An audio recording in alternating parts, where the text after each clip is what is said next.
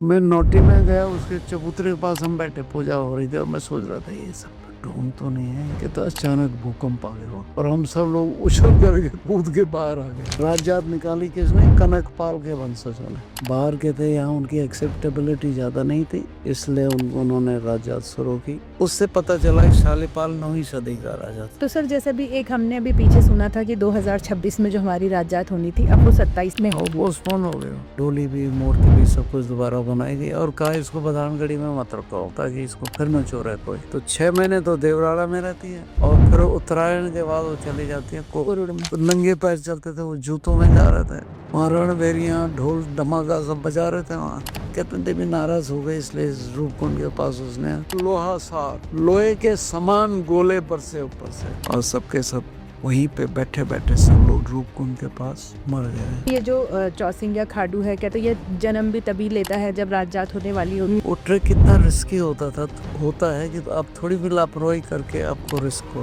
गिर सकता है, आपको थामने वाला कोई नहीं होगा। तो सर पहले और अब की राजजात में कुछ फर्क आया है? दुनिया के बहुत सारे देशों में बहुत सारे काम किए मैंने, लेकिन मेरी जिंदगी का सबसे खूबसूरत अनुभव वही रहा। इसमें लोग ऐसा मानते हैं कि नंदा देवी जो हैं वो स्वयं भी रहती हैं उन भक्तों के साथ। गंदगी ना फैलाए वहाँ। इस सारे चिप्स, ऐसे पैकेट पोकेट, दारू के बोतलें सारे वो। इस यात्रा में भी दारू ले जाते हैं। दारू वालों को दुनिया में कौन कंट्रोल कर रहा है? वो एक ब्रीड ही अलग है दारू पीने वालों।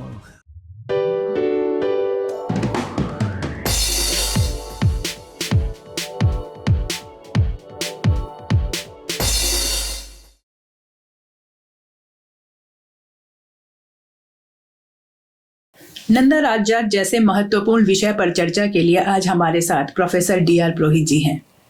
कहने को तो इंग्लिश के प्रोफेसर हैं सर, लेकिन मेरी नज़रों में तो और हमारी नज़रों में वो इंसाइक्लोपीडिया हैं पूरे उत्तराखंड का। लोक संस्कृति, लोक परंपरा, उत्तराखंड की कोई भी लोक विधा हो, जितना ज्ञान सर को है शायद ही किसी और को होगा।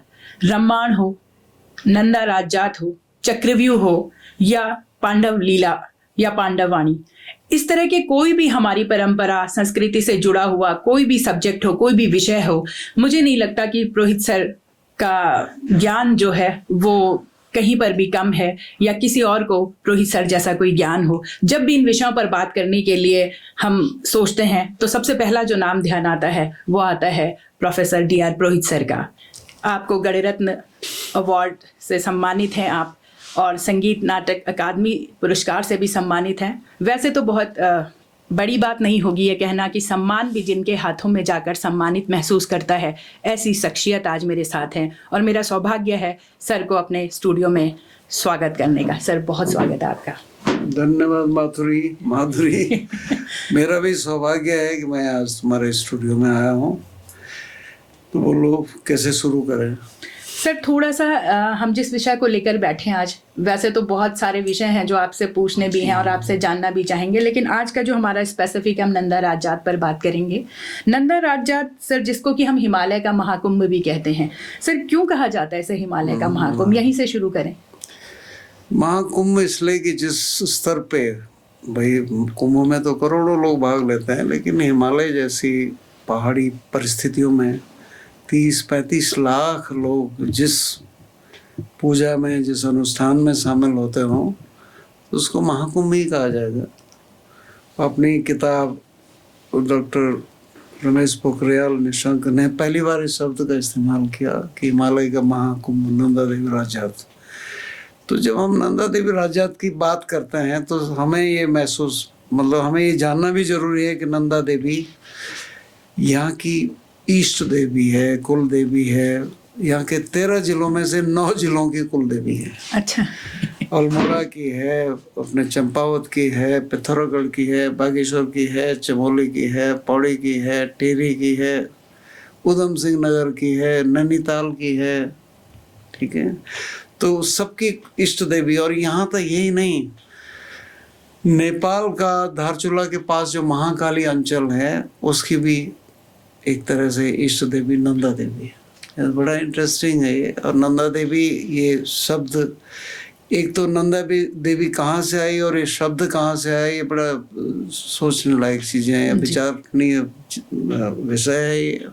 ये शब्द आया जो कंस के हाथों से, जो देवी 8वें गर्भ कृष्ण को मारने के चक्कर में नंद ने अपनी बेटी सद्य प्रसूता सद्य जात बिटिया को वहाँ भेज दिया था कृष्ण के कारागार में, और वहाँ रख दिया था, तो उसको मारना चाह रहा था। तो वो एक भगवती का योग माया का रूप था, वहाँ उसके हाथ से छिटक करके हिमालय में के एक स्थान पे उसने अपना रूप प्रकट किया, अभिव्यक्त किया। उस पर्वत का नाम था सुमेरु पर्वत। और जब से वो शक्ति वहाँ पे आई, नंद की बेटी की शक्ति आई, तो उसका नाम बदल करके नंदा देवी रख दिया गया। मैं अभी जिलों का नाम ले रहा था, जो घाटियाँ हैं उसमें जो स्थित नंदा का रूप है उसे हम लोग गौरा कहते हैं। कुमाऊं में गमरा कहते हैं, कहीं गौरा कहते हैं और कहीं गौरा कहते हैं। एक आध जगह है जैसे वाण में जैसे इसको नंदा कहते हैं, और वहाँ पे भी आधा नंदा कहते हैं। लाता जोशीमठ के पास जो गांव है एक लाता, वहाँ आधा नंदा कहते हैं, आधा गौरा कहते हैं, गौरा। तो गौरा इसका नाम हेमंत ऋषि के घर में जन्म लेने की वजह से इसका नाम गौरा पड़ा, क्योंकि वर्ण से गोरी थी, तो गौर वर्ण की होने की वजह से इसका नाम गौरा पड़ा। और वो पूरे लोक में वही प्रचलित है, गौरा, गौरा, गमरा, ठीक है। लेकिन शास्त्रों में इसे नंदा देवी, अब जो प्रचलन में इसको नंदा राजात या नंदा देवी ऐसे ही चल पड़ा है, लेकिन अगर आप लोक में जाइए तो आपको ये नाम कम मिलता है। तो जब ये यहाँ पे सुमेरु पर्वत पे स्थापित हुई तो इसने जगह जगह अपनी अभिव्यक्तियाँ दी, ठीक है। कहीं पे ये सबसे पहले लाता और तपोवन में, क्योंकि नंदा देवी बिल्कुल सामने है लाता और तपोवन के, ऐसे उन दोनों गाँव के। तो वहाँ पे अवतरित हो गए, इसने सबसे पहले अपनी अभिव्यक्ति दी, फिर तपोवन में भी दी, शायद एक साथ दी अभिव्यक्ति दी हो। तो वहाँ पे जो रहने वाले लोग थे उनकी ये इष्ट देवी बन गई। और वहाँ से क्योंकि कत्यूरों का राज था वहाँ पे, कत्यूरी लोग ये कहते हैं कि उनका 7वें से लेकर 9वीं सदी तक जोशीमठ में इनकी राजधानी थी, और वहाँ से पूरे गढ़वाल और कुमाऊं को कंट्रोल करते थे ये लोग। और यही लोग, एक ही राजा था, एक ही राज्य था गढ़वाल और कुमाऊं दोनों में, कत्यूरियों का। तो इसलिए लोग गलत सोचते हैं कि गढ़वाल और कुमाऊं में कोई भेद नहीं था, कत्यूरों का राज था, उनकी इष्ट देवी नंदा थी। और बाद में जोशीमठ से इन लोगों ने अपने को, इनकी गढ़ी बधान गढ़ी थी बीच में, कोलदम के पास एक बहुत ऊंची जगह है बधान गढ़ी, जहाँ ये भी इनकी गढ़ी थी, जहाँ पे लोग रहते थे, वहाँ पे नंदा की स्थापना भी की थी। वही वाली नंदा जो उधर से नंदा देवी सुमेरु पर्वत से उतर करके पहले लाता में आई, फिर तपोवन में आई, फिर जोशीमठ में आई, फिर उतरते उतरते लगभग कुरूड़ में आई, ठीक है, फिर काफ़ी बाद में नौटी में आई, ठीक है, तो अल्मोड़ा में आई। ये वही नंदा का रूप था, ठीक है। अब नंदा क्या है, लोगों ने उसको कैसे अपनाया, गौरा। एक छोटी लड़की हेमंत ऋषि की और मैणावती की एक छोटी सी लड़की, उस जमाने में जैसे लड़कियों की शादी बहुत जल्दी हो जाती थी, अर्ली एज में हो जाती थी जी, ठीक है माधुरी जी, हाँ जी, अर्ली एज में हो जाती थी। 8-9 साल में भेज दिया लड़की को ससुराल। उसके बाद वो सास के कंट्रोल में होती थी, उसको प्रोफेशन कहते थे, कठोर प्रोफेशन। सास उसको टाइम पे उठाती थी, जैसे फौजी ट्रेनिंग होती है ना, ऐसी ट्रेनिंग कराते थे। उसको कहा जाता था कि भात खाने वाली बहू और भीमल खाने वाला बैल कभी सफर नहीं हो सकता। इतना कठोर रुख होता था उस बेचारे का। अपने मायके से जाने के बाद वो वापस बहुत सालों में मायके आते थे। उसको कहा जाता था कि पहले उसको 1 महीने का अर्न लीव होती थी, पॉस के महीने में वो 1 महीने अपने मायके में रह सकते थे। 1 हफ्ते के करीब उसकी कैजुअल लीव होती थी जून के महीने, जेठ के महीने में, ठीक है। और वैसे 1 हफ्ते की कैजुअल लीव होती थी उसके भाद्रपद में, ठीक है, जब वहाँ उसे मायके में काकड़ी मुंगरी सारी चीज़ें होती थी, तो उसमें भी लड़की अपने मायके आया करती थी। तो कभी शादी ब्याह हो गया मायके में, कोई वार्षिक श्राद्ध वगैरह हो गया, उसमें वो आती थी। और मायका आज की तरह नहीं है जीप में बैठे पहुंच गए हो। तो मायका इतना दूर होता था कि वो अपने चेलूसेंड से पैदल लाना था कोटद्वार तक, या यहाँ से जोशीमठ से इधर कर्णप्रयाग तक पैदल लाना था। कोई पैदल रास्ते होते थे, रास्ते में नदियाँ होती थी, कभी बाघ का डर होता था। बहुत पहले किसी ने गीत लिखा था इस स्थिति पे कि वो पत्नी अपने पदान दलेपू से प्रार्थना कर रही कि नन पदान दलेपू मैं तो जान दे भागी। वो कहता है इन दिनों मैं तो नहीं जानता, तू जानी चहले भागी। वो कहता है कि मैं भूल हुई खुद लगी चा मैं तो जान दे भागी। तो पदान कहता है कि मले बटा यूं पड़ियों चा, मुले बाटा स्यूं लगियों चा। स्यूं मतलब बाग लगा हुआ। तो ऐसी स्थितियां होती थी, बेचारे अपने मायके नहीं जा पाती थी, उसको बहुत कष्ट होता था बिछोक अपने भाइयों से, अपने गांव के जंगल से, अपने गांव के पंधेरे से। तो बहुत दुखी रहती थी। इसको हम लोग अंग्रेजी में कहते हैं नॉस्टैल्जिया या सेंस ऑफ बिलोंगिंग। तो उस दुख में उसको अपने गांव से आया हुआ कुत्ता भी बहुत प्यारा लगता था। ठीक है, या मेले होते थे उस जमाने, बड़े बड़े मेले। तो मेले में उसके मायके वाले, क्यों उसके ससुराल से इजाजत नहीं होती थी, तो मायके वाले रेबार भेजते थे, जिसको हाल ही में हमारे NSA अजीत डोभाल ने बड़े ढंग से एक्सप्लेन किया अपने भाषण में। तो रेबार दिया जाता था कि बेटे फला फला मेले में आ जाना और वहाँ हम लोग मिलेंगे। तो मिलना क्या था, मायके वाले अब माँ उसके लिए पूड़ी पकौड़ी, अरसे, गुलगुले, उसकी पिनौलू की सब्जी, आलू की सब्जी, पता नहीं क्या क्या बना के ले जाती थी, हलवा। तो फिर वो अपने माँ बाप से मिलते हुए मैंने देखा, बचपन में देखा था। इतना नॉस्टैल्जिया, मैं कह रहा हूँ नॉस्टैल्जिया का लेवल क्या होता था। वैसे ही रो रही, वैसे खा रही, वैसे रो रही, वैसे खा रही। ठीक है। और जब 2-2:30 बजे विदाई का समय होता था तो पूरा अगस्त मुनि जहाँ मैं जाता था, पूरा क्या हो, पूरा मैदान रोने से, जो अगस्त मुनि का मैदान है, चीत्कारों से भर जाता था। इतनी जोर जोर से रोती थी वो। तो इस तरह का जो माहौल था, वो सारा का सारा हमारी महिलाओं ने उस दर्द को किस में अभिव्यक्त कर दिया, नंदा देवी के जागरों में। अच्छा। तो वो जो नंदा हमारे लिए, वो गौरा हमारे लिए एक छोटी सी लड़की है जो ससुराल में बड़े कष्ट में रहती थी, जैसे हमारे यहाँ के और सभी महिलाएं रहती थी। कष्ट में रहती है वहाँ कैलाश में, यूं को ढकण या को यूं को दसाना, रोण झुणिया मास या के 12 मास झूरे। ठीक है।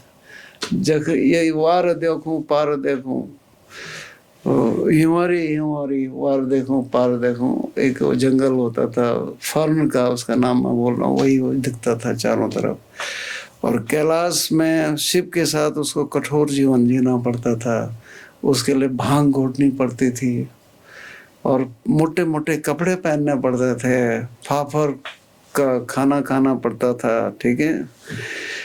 तो इस तरह के जीवन में वे दिखाते हैं, हम लोगों ने, हमारी महिलाओं ने प्रक्षेपित किया अपने जीवन की दुख दर्द, उसमें प्रक्षेपित किया। और इसीलिए जब नंदा का अनुष्ठान होता है, नंदा के गीत गाए जाते हैं, तो उसकी पॉपुलैरिटी की वजह भी वही है। जो इतने लोकप्रिय है ना नंदा के गीत या जो अनुष्ठान है, इसलिए कि यहाँ की महिलाओं को उसमें अपना जीवन दिखता है। अब तो इतने कष्ट नहीं रहे महिलाओं के लिए जीवन लेकिन में। पहले बहुत कष्ट थे, बहुत नॉस्टैल्जिया था।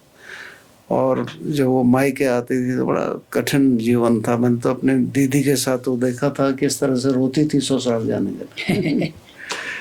ठीक है। अब तो कहाँ रोती हैं लड़कियां, लेकिन पर पुराने जमाने में बहुत रोते थे। तो नंदा देवी की जो कथा है, जो गाथा है, जो उसको गाते हैं, वो वही गाथा है। और वो गाथा क्या होती है, हमारे, मैंने कहा ना 9 जिलों में हर साल भाद्रपद में नंदा देवी के जागर गाए जाते हैं, नंदा देवी का अनुष्ठान किया जाता है। उस अनुष्ठान में अलग अलग तरीके हैं। वहाँ पे राठ में अलग है, खोला में अलग है, लाता में अलग है, कुरूड़ में अलग है, गोपेश्वर में अलग है, सारी उखीमठ में अलग है। ठीक है। बीरों देवल में अलग है। ठीक है। सभी जगह अलग अलग तरह से। बहुत बहुत एक जगह, वो उस गांव का नाम भूल रहा हूँ मैं, वो माधव नेगी का गांव, उसने तो किताब भी छोटी सी पुस्तिका लिखी है माधव नेगी ने अपने गांव के जागरों पे। अच्छा।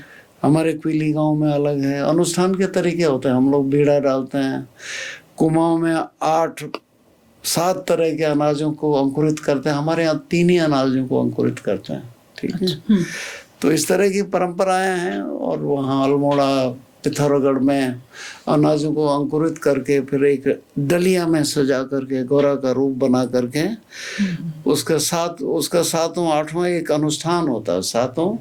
7 दिन और 8 दिन का नंदा देवी का, उसमें उसको आखिर में विदाई देते हैं। वही बात नेपाल में भी होती है। अच्छा। हाँ, तो ये अनुष्ठान होते हैं और ये कल्पित किया जाता है कि आज देवी को हमने जागरों में मायके बुला दिया, आज उसको मायके बुलाने के लिए लठिया, लाटू या हीत या बिनसर चला गया है। तो पूरे जो सीन्स थे उनको जागरों में गाया जाता था। आज जो है वो वहाँ पहुँच गया लठिया, कल उसको बुला के लाएगा, परसों मायके आके अपने दोस्तों के साथ नाचेगी खेलेगी। नाच नाचे चंद्रावती, ठीक है, सुना होगा। सुने हैं। शोलांगणी चौका, या वो है सोने भादो की दुर्वा अष्टमी। मैंने अपने गांव कुइली से ये गीत लिया था। अच्छा। नेगी जी को जब ये गीत दिया था, सोने भादो की दुर्वा अष्टमी चल बाणियों नाची खेलियो ना था, ठीक है। ये नाच नाचे चंद्रावती वहाँ लाता में गाया जाता है। कैसे नाचो कैसे खेलो, रूठो छो में बूटो। इस तरह वो गांव में उसका अनुष्ठान होता है और आखिर में उसको उन्हीं जागरों में उसको विदा किया जाता है। और हर गांव में एक नंदा और लाटू का एक पुतला बनाया जाता है और वो नंदा और लाटू को फिर गांव से ऊपर, थोड़ी ऊपर ऊंची जगह पे सर, लाटू जी है, उनका क्या रोल है यहाँ पे? लाटू जो उसका धर्म भाई है। अच्छा, धर्म भाई, जिनका मंदिर भी है बाण में। एक कहते हैं, कुछ कहते हैं लाटू उसका धर्म भाई है, किसी जागरों में ही तो उसका धर्म भाई है। अच्छा। कुछ के जागरों में बिनसर उसका धर्म भाई है। अच्छा। किस जागरों में गणियाल उसका धर्म भाई है। तो ये जागर चलते रहते हैं और उसको फिर विदा किया जाता है। बहुत बढ़िया जागर गाए जाते हैं एक ज़माने में। अब तो जागर गाने वाले कम हो गए, बहुत गाते थे, लेकिन जागर गाने के तरीके अलग अलग थे। जैसे बधान में वो सीधा जागर गाते हैं, उसको कहते हैं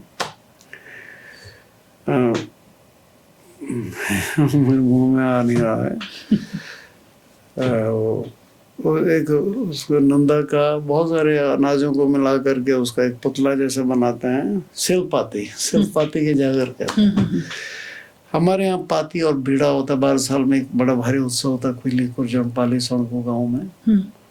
पिछली बार तो 27,000 लोगों ने भाग लिया था उसमें, जिसमें एक लंबे से डंडे के ऊपर फिर ऊपर है ना, पेड़ पे चढ़ाते हैं। सिलपाती के जागर सीधे सीधे होते हैं। बलि कहनी जई गौरा अपना मूल कर, ये तो सिलपाती हो। अब लाता में जागर गाने का दूसरा तरीका, वहाँ पे एक प्रोफेशनल आदमी गाता है, गांव के पुरुष गाते हैं। तब रे बटो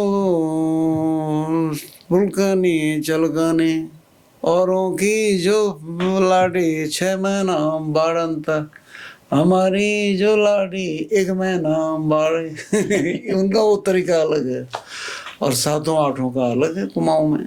अच्छा। हाँ, वो जब नंदा मायके आती है तो उसके उस जागर में गाया जाता है। उसकी भाभियाँ उसको कह रही हैं, ये बुक भादो हो गौरा मैत छी, ये सुख सावन हो गौरा मैत छी। उनका गाने का अलग तरीका, बहुत बढ़िया गाता है।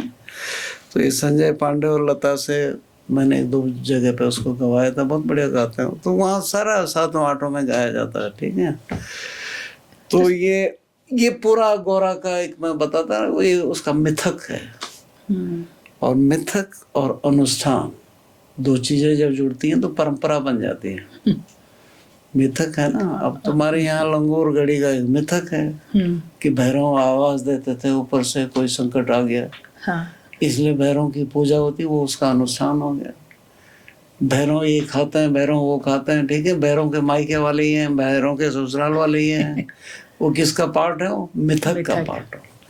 तो मिथक और अनुष्ठान मिलके एक परंपरा को बनाते हैं, और ये मिथक और अनुष्ठान की जो ये परंपरा है, नंदा देवी राजजात बन जाती है। अब मैं राजजात पे, अब पहले तो नंदा देवी के मेले हो गए, ठीक है, जैसे हर जगह हर साल मेले होते जैसे कुरूल की नंदा, कुरूल में जो वहाँ पे शिला मूर्ति वाली नंदा है, उसकी जात हर साल बालपाटा बजाल जाती है घोड़ा रामनी के पास, और वहाँ एक दूसरी देवी की मूर्ति रखी जाती है, वो उस देवी है बंड की नंदा, उसकी जात वहाँ से निकल करके ससुराल के रूप में हर साल नरेला बजाल जाती है। अच्छा, और जो बदान की नंदा वहाँ पे रखी गई, बदान की नंदा की, जिसे अब लोग जात भी कह रहे हैं, हर वर्ष वहाँ से निकल करके बेदनी जाती है।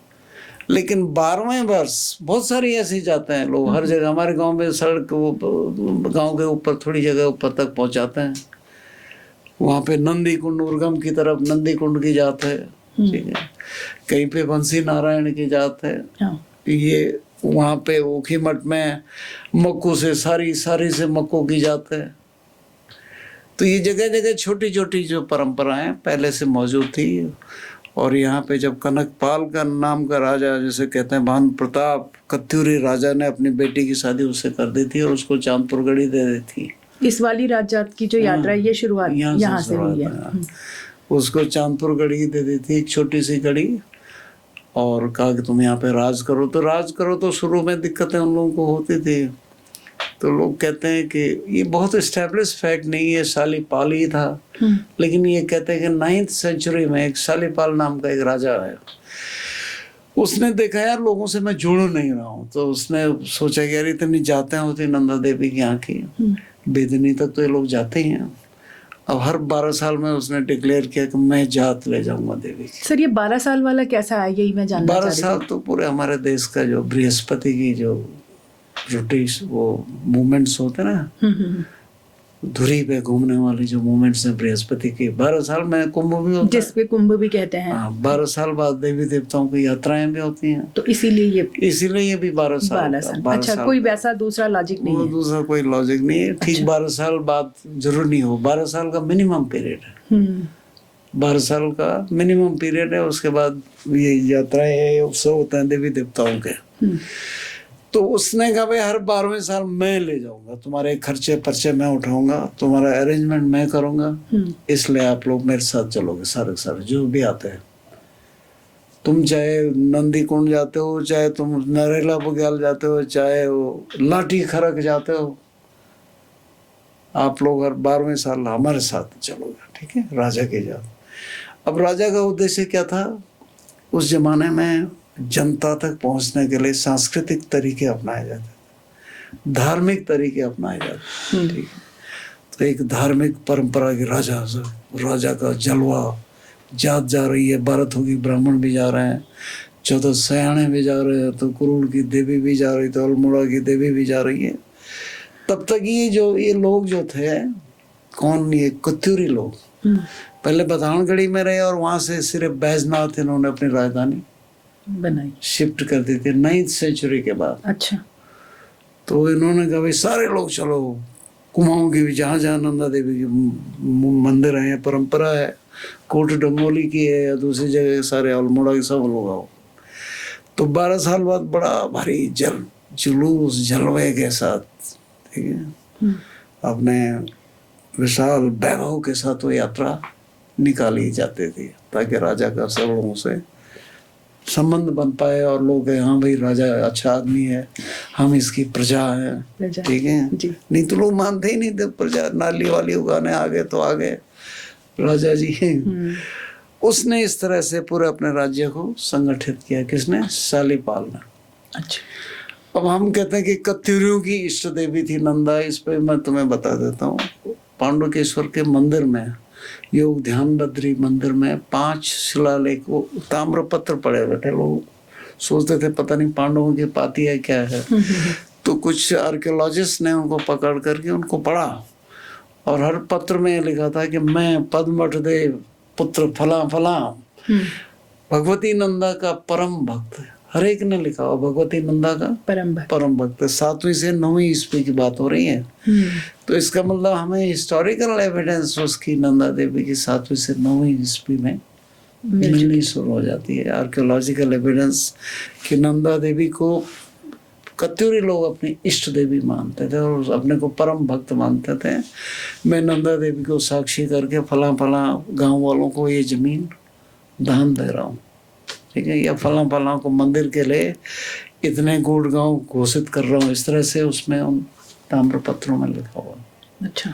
इससे पता चलता है कि 7वीं से 9वीं सदी तक जो ये कत्यूरी राजा थे, इनकी भी परम इष्ट देवी कौन थी? नंदा थी। लेकिन वो राजजात नहीं निकालते थे। राजजात निकाली किसने? कनकपाल के वंशजों ने। अच्छा। जो बाहर कन्नौज से आया था जब। तो एक कनकपाल नाम का जो राजा आया था, तो उसके वो तो 8th सेंचुरी में आ गया था, लेकिन 9th सेंचुरी में उसका कोई वंशज था शालीपाल। और इसका भी पता चला उसका वंशज शालीपाल था। कौन था, क्या था? कैप्टन सूरबीर सिंह पंवार से कुछ मटेरियल लेके देवराम नौटियाल, जो नंदा देवी मंदिर के सचिव काफ़ी समय तक राजजात के रहे, उन्होंने एक रजिस्टर में पूरे उनका वंशावली रखी हुई थी। अच्छा। उससे पता चला कि शालीपाल 9वीं सदी का राजा था और उसने पहली बार राजजात निकाली थी और उसमें पूरे गढ़वाल और कुमाऊं के सारे लोग शामिल हुए थे। ठीक है ना? तो यानी राजजात का इतिहास शालीपाल वहाँ से शुरू है। शालीपाल से शुरू होता है। अच्छा। अब कुछ लोग कह रहे जी हम लोग कन्नौज से यात्रा निकालते, किसी चीज़ का आधार भी तो होना चाहिए, तर्क होना चाहिए, आधार होना चाहिए। तो ये सब नॉनसेंस।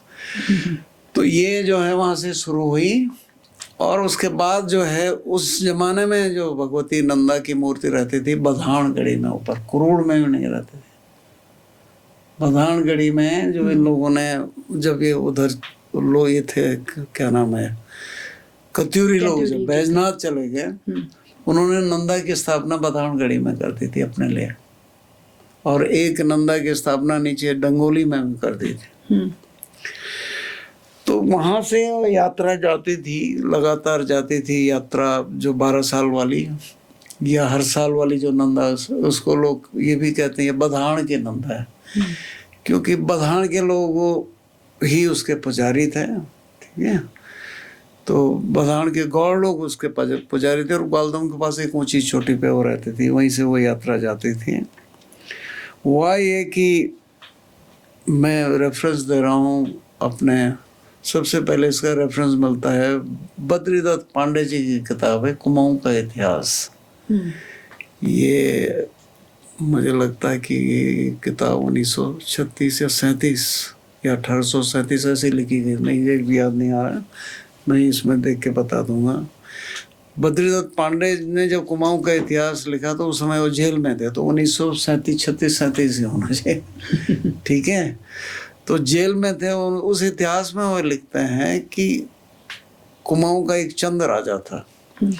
ये भी बड़ी इंटरेस्टिंग कहानी है। कुमाऊं में इन कत्यूरियों ने झूसी के चंद राजाओं से अपनी बेटी की शादी करके उनको थोड़ा बहुत राजपाट दे दिया, और इधर गढ़वाल में कन्नौज के राजकुंवर से शादी कर अपनी बेटी की शादी करा करके भानु प्रताप नाम के कत्यूरियों ने एक छोटी सी एक गढ़ी उनको दे दी, जिसको पाल वंशियों को दे दी। बाद में धीरे धीरे इधर से पाल बढ़े, उधर से चंद बढ़े, और उन्होंने कत्यूरियों को निगल दिया। इतिहास प्रमाण है इसका जी। और आखिरी उनका जो सत्ता रही यहाँ पे चौखुटे के पास, लखनापुर कहते थे, वहाँ पे उनकी राजधानी थी। और वहीं के कुछ कत्यूरी आगे, उसका इतिहास में तो बहुत प्रमाण नहीं है, लेकिन तीलू रौतेले के साथ उन्हीं कत्यूरियों का युद्ध हुआ था, ये उसकी कहानी है। तो चंदों ने जो है उनका राज आ गया था कुमाऊं में। चंद वंश के राजा पहले तो चंपावत में आया, और चंपावत से आगे वो अल्मोड़े में आ गया, अपनी राजधानी बना दी। तो अल्मोड़े में बाज बहादुर चंद का एक राजा आया, बड़ा प्रभावशाली, बड़ा भयंकर लड़ाका राजा था वो। उसने क्या किया, तिब्बत विजय के साथ यहाँ लौटते हुए उसके वो बार बार गढ़वाली राजाओं से हार रहा था। तो उसने अपने गुरुओं को पूछा भाई इसका कारण क्या है। उन्होंने कहा वो इसका कारण है यहाँ की एक देवी नंदा देवी, उसकी ताकत से जीत रहा है। उसने अच्छा उसकी ताकत में वो पूरी फौज लेकर के बधानगढ़ी पे उसने अटैक किया।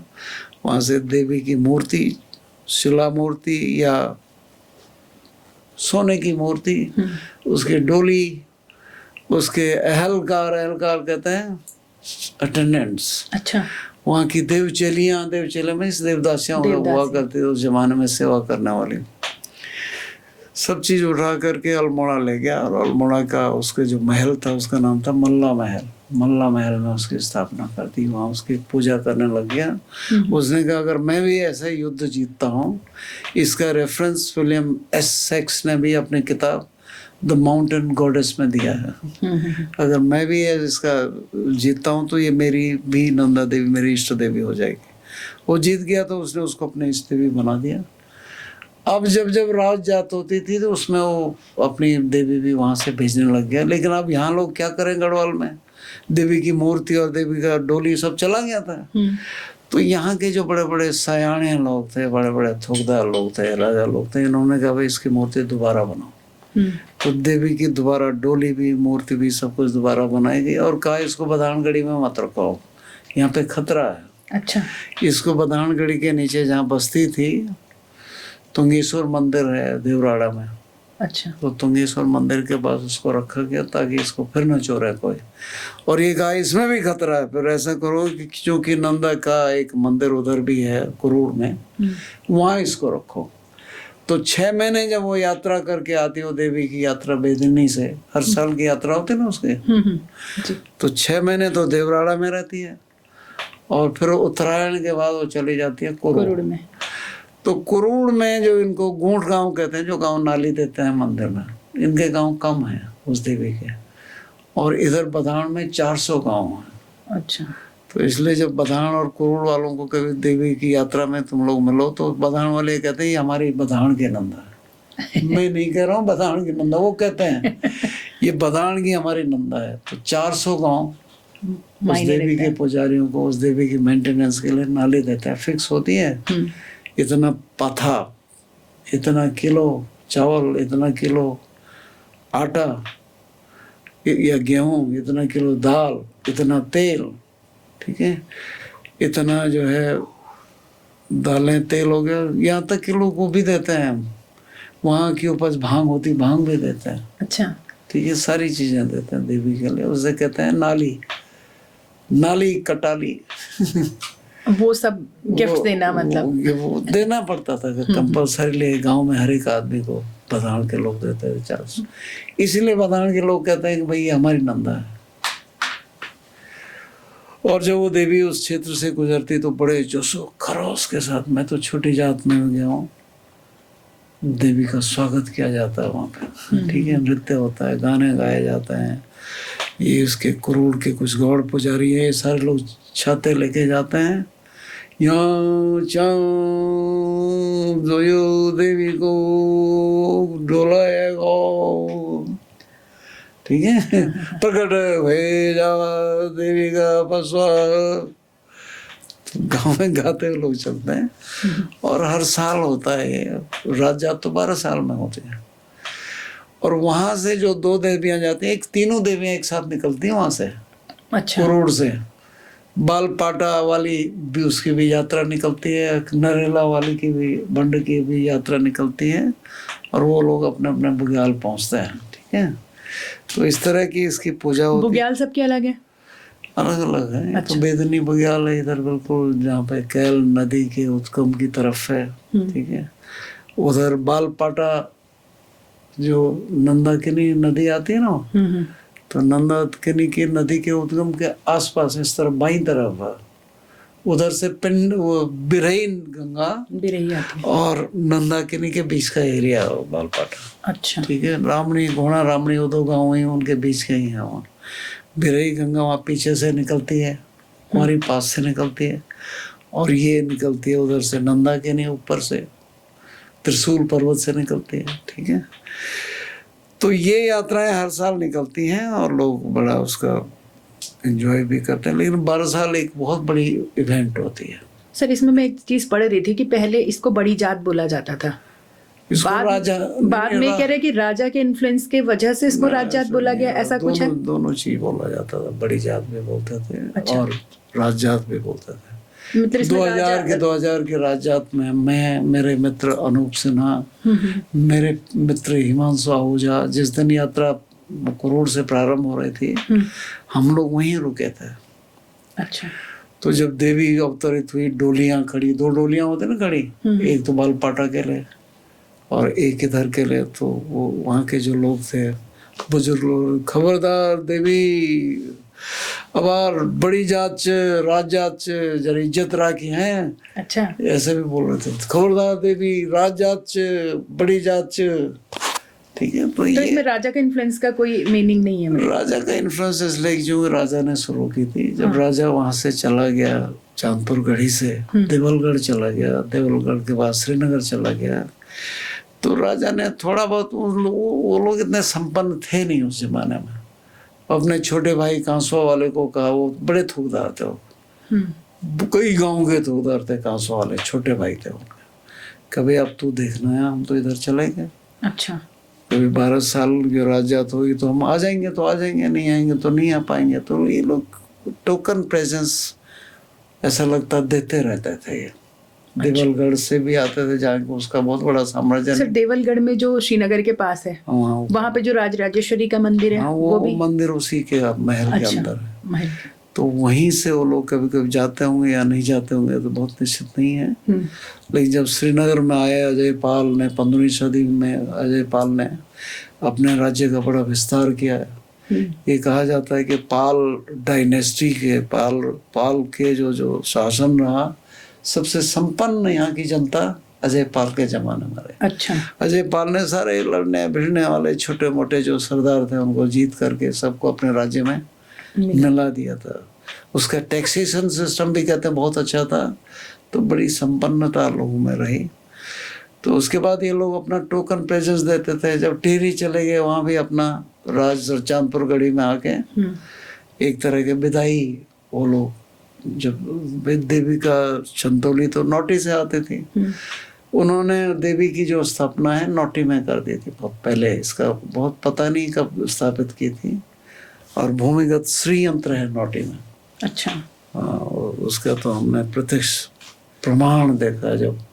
तो सर जैसे इसमें बोला जाता है ना कि चौसिंगिया खाड़ू, जिसको हम 4 सिंह वाला, चौसिंगिया खाड़ू वैसे चौसिंगिया खाड़ू, छंदोली हो गई, डोली हो गई, इनका क्या महत्व है सर? ये कैसे, चौसिंगिया खाड़ू ऐसे चौसिंगिया खाड़ू यहाँ हिमालय में बहुत कभी कभी होते रहते हैं।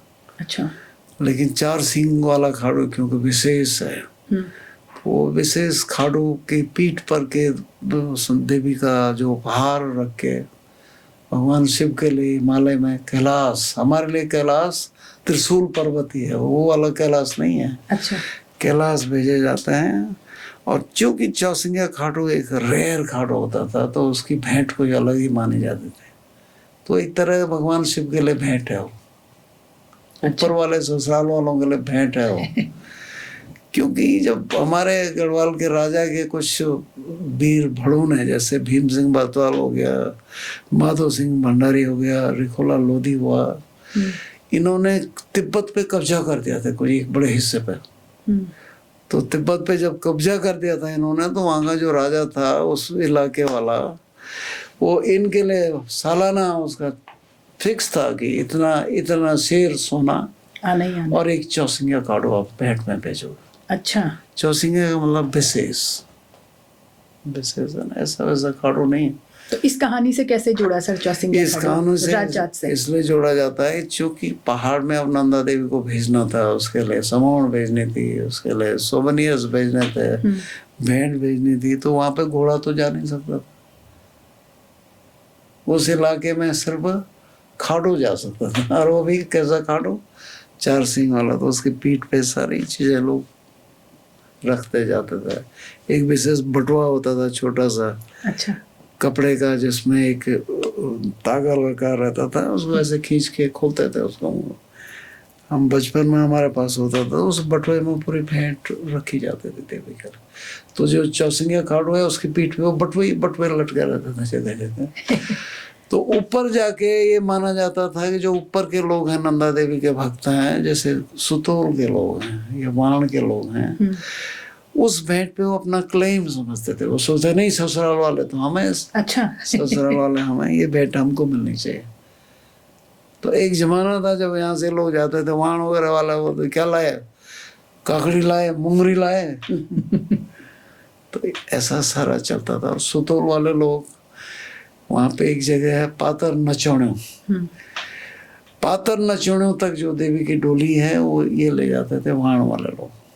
ये तो गांव टू गांव ले जाते हैं ना, इस गांव से उस गांव। देवी की डोली मतलब जो क्रूर से आती है। कितने गांव पड़ते हैं इस राज्य? बहुत सारे राज्य के बहुत सारे पड़ाव है, और हर उसके जो क्रूर से देवी आ रही है उसके अलग अलग पड़ाव है, जो लाता से आ रहे हैं उसके अलग पड़ाव है, जो अल्मोड़ा से आ रहे हैं उसके अलग पड़ाव।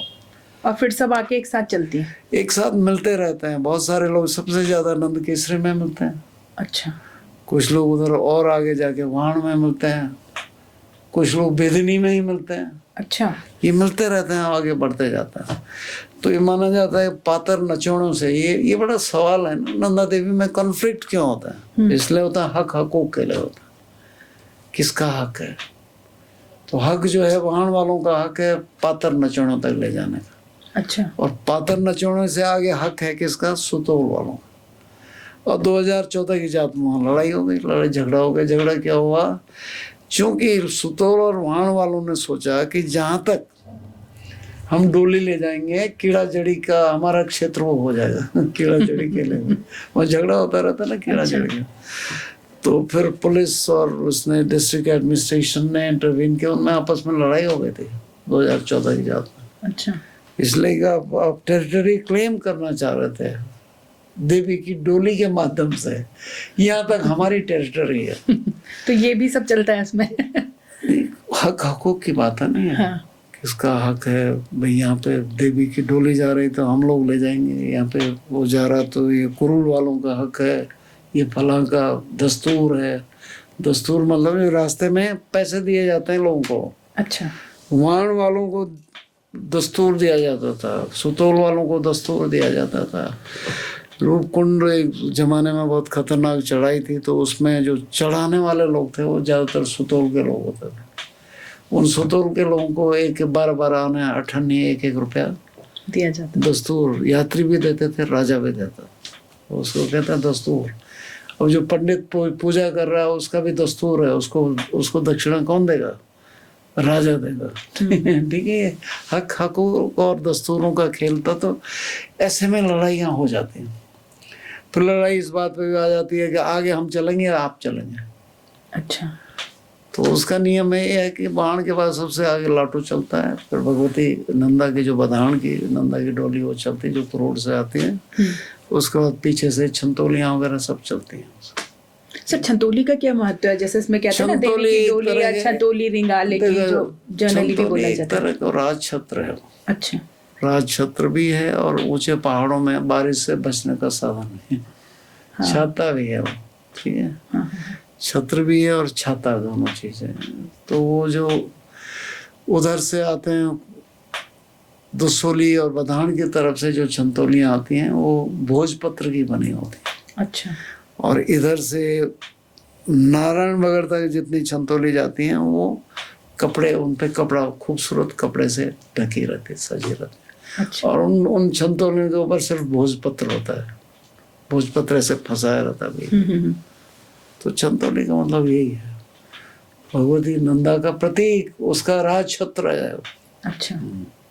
तो सर जैसे कहते हैं ना कि ये जो चौसिंगा खाडू है, कहते हैं ये जन्म भी तभी लेता है जब रात जात होने वाली होती है। तो ये किंवदंती है या ऐसा है? किंवदंती है, विश्वास है। हाँ। लेकिन वो चौसिंगा खाडू तो जगह जगह होते रहते हैं, लेकिन जब उनके इलाके में होगा। अच्छा। उनके इलाके मतलब एक जमाने में 12 साल बाद लोग प्रतीक्षा करते थे कि अब भाई बताते रहो कहीं चौसिंगा तो नहीं हो गया। तो 12 साल में ही होता था? 12 पहले साल आगे पीछे भी होता रहता था, लेकिन 12 साल बाद ढूंढते थे कहीं हुआ तो नहीं। अच्छा। तो जो 12 साल में बाद उस इलाके में, नोटी के इलाके में। अच्छा। वही राज छंतोली का, वही राज जात का मतलब ऑथेंटिक खाटू माना जाता चौसिंगा। तो सर जैसे भी एक हमने अभी पीछे सुना था कि 2026 में जो हमारी राजजात होनी थी, अब वो 27 में वो होगी। पोस्टपोन हो गए वहाँ। तो क्या कारण है सर? और एक कारण इसमें उसके- कुरुड़ और नौटी अरे वालों का भी करोड़ चल रहा वाले- था। करोड़ वाले तो ऐसे ऐसा ना कि पल्ले तो बल साने बारी कान आता है, न तो रोग ऐसे ही डाल दो, मुझे कोई डर नहीं है। करोड़ का कोई जो है ना राज जात का डिसीजन लेते हैं नौटी वाले और बधान वाले। अच्छा, कुरुड़ का कोई इतना रोल नहीं है इसमें? करोड़ तो एक गांव है जहाँ पे देवी की डोली रखी गई है और वहाँ पे बहुत पुरानी भगवती नंदा की मूर्ति है, शिला मूर्ति है, और वो बहुत पुराने जमाने से नंदा पूजा की परंपरा को फॉलो कर रहे हैं। लेकिन राज जात दूसरी चीज है ना, तो उनकी जात अपनी है, लेकिन जब 12 साल में जो होगी वो राज जात होगी। अच्छा, राज जात वही तो होगी जो 12 साल में होगी। 12 साल में होगी। तो अभी इस विषय में जब वो लोग कुछ देखे, करोड़ के जो असली पंडित लोग वो नहीं कर रहे थे कपड़ा, कुछ लोग जिसको प्रधान का इलेक्शन लड़ना है, किसी को जिला पंचायत का लड़ना है, किसी को MLA का लड़ना है, वो सोच रहे थे कि इस तरह से क्या पता हमारी पॉपुलैरिटी बन जाए। अच्छा। देवराड़ा में एक 400 गांव के लोगों की मीटिंग हुई, बहुत लोग आए हो।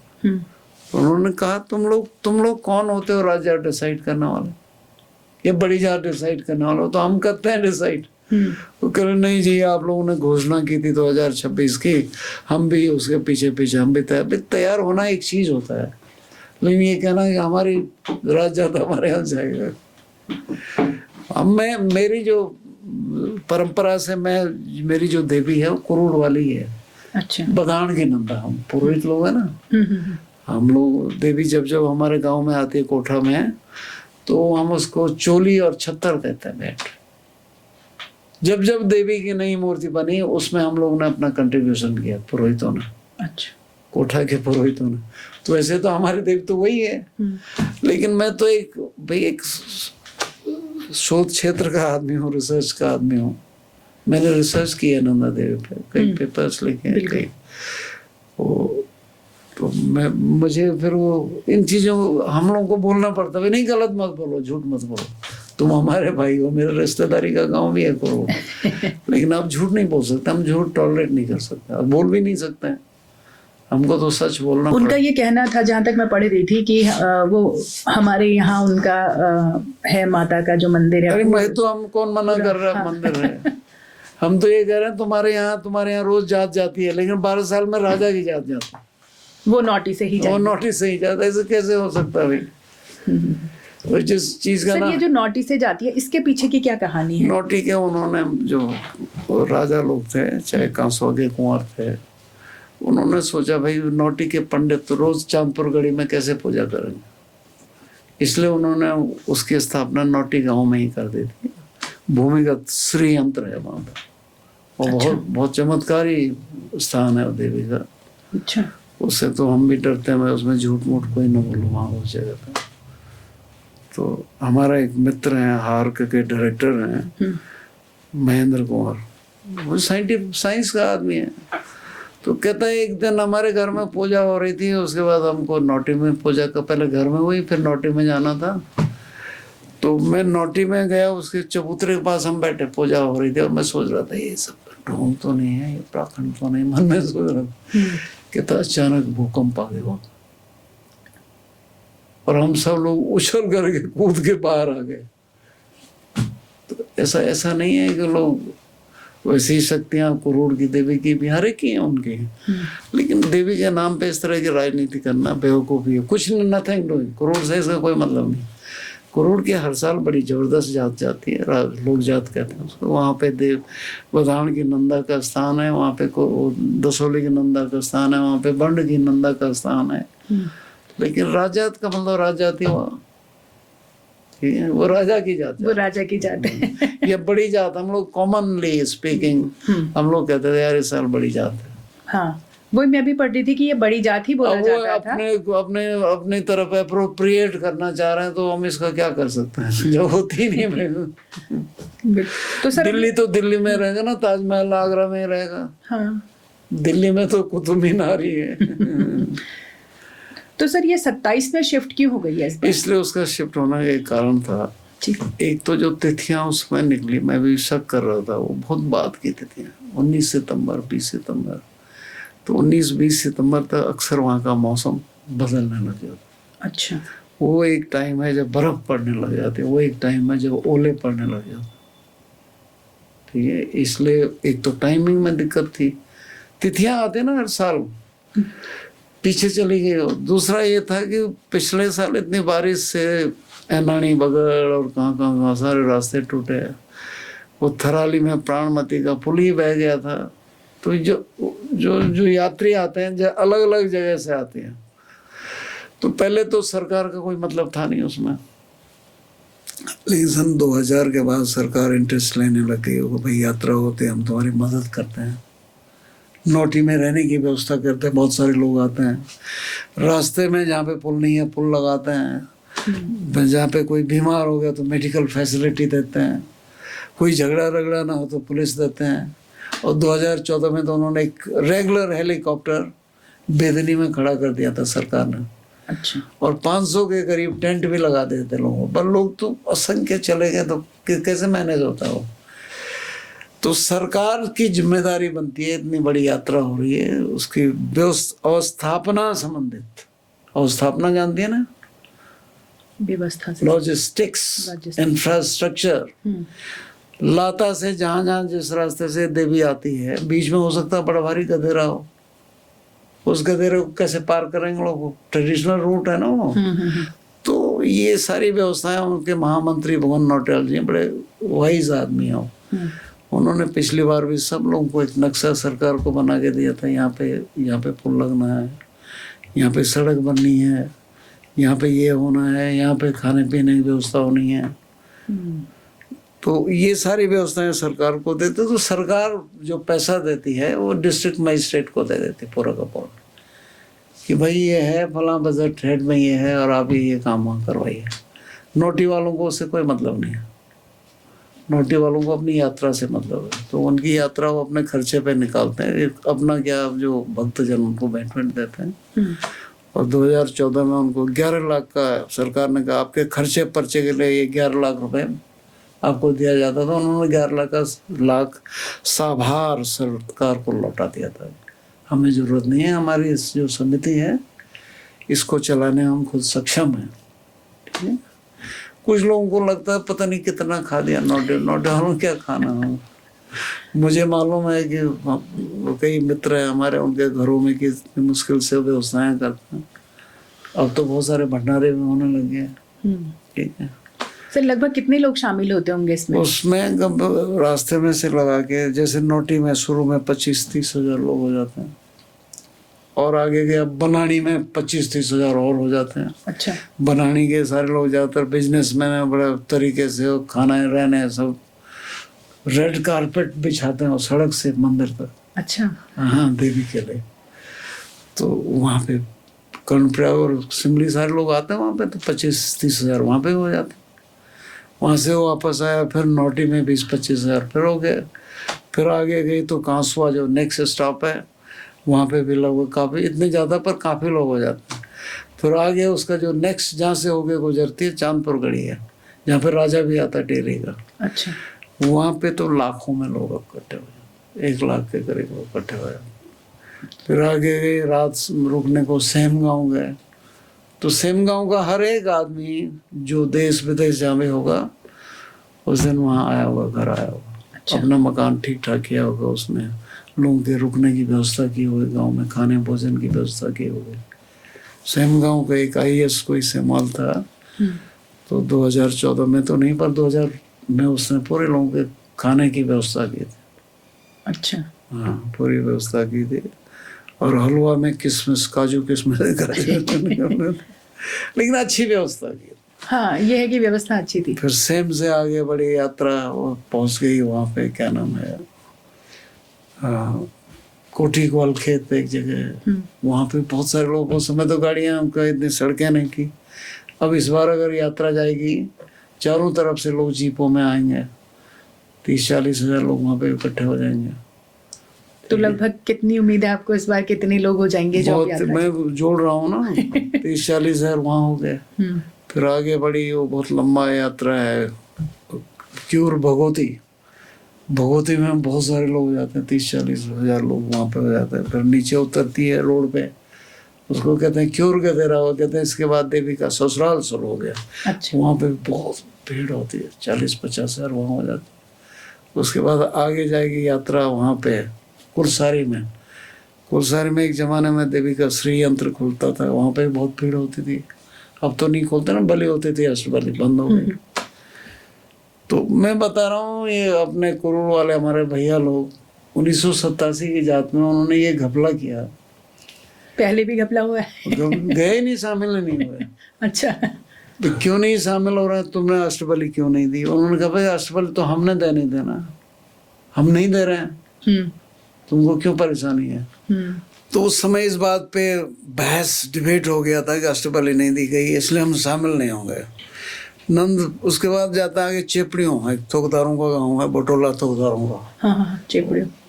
तो चेपड़ियों में भी, चेपड़ियों में बड़ी गजब चीज है कि नोटी वाली नंदा नीचे वाले घर में रुकी है, कुरूर वाली नंदा ऊपर वाले गांव घर में रुकेगा। तो वो मिलते नहीं वहाँ पे, वो मिलते हैं नंद केसरी में। अच्छा। हाँ, तो नंद केसरी में वहाँ उनका मिलन होता है। उसके बाद उससे पहले नहीं मिल सकती ना, नहीं मिलते। तो नंद उसका भी कोई कहानी है सर? कहानी नहीं, स्टेशन फिक्स है, परंपरा। अच्छा। परंपरा फिक्स है। तो वहाँ पे मिलते हैं, वहाँ पे उस देवी को ये अपने जो देवी का जो डोला है उस पे ये छंतोली समर्पित करते हैं। अच्छा। उसको छंतोली समर्पित करते हैं, फिर वहाँ पे रात में रुकते हैं। फिर उसके बाद आगे आगे ये डोली चलेगी कुरूर वाली, पीछे पीछे नंदा देवी राजा चलेगी। ठीक है, ऐसे परंपरा है। लेकिन मैंने देखा 2000 में 2014 में लोग दक्षिणा के चक्कर में साथ चलते ही नहीं है, बड़ा अजीब सा लगता है।